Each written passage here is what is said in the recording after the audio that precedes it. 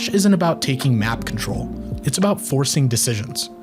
The biggest thing I noticed wasn't some crazy execute or secret lineup, it was this constant push and pull.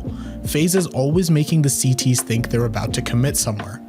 Their defaults carry their game and is a perfect example of fighting for space and collecting info in the mid round. Seems like Twist has learned a lot from his time playing alongside Carrion. In this round you can see FaZe fighting for both Squeaky and A main, and although Netu loses this fight, J Bowen is ready in A main to get a trade.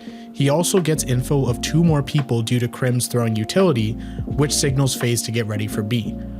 Frozen already kept B main space with his lurk, and Twist is able to throw the tree smoke while staying in that lurk position towards A. On the other hand, you can see when FaZe goes for a set piece rather than the push and pull, it becomes a lot harder to win out the round. No info is being passed by lurks, and no pressure is placed anywhere on the map.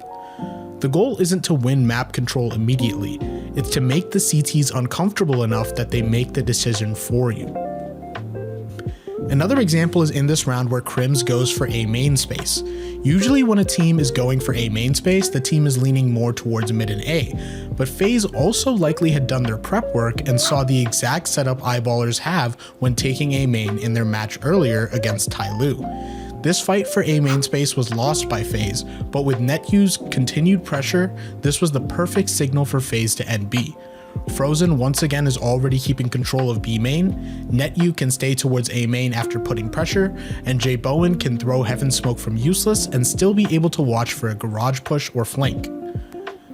They also are able to leave tree open as they are expecting a free site after killing JW, which they're correct about.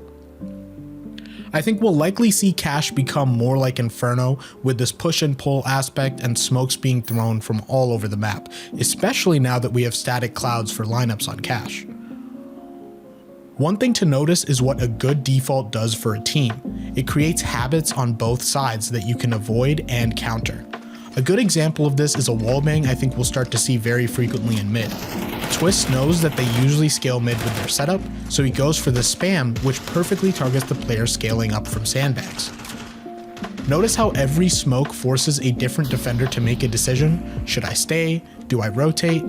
That's why this push and pull works so consistently when done right. These patterns are extremely noticeable when people actually do their homework.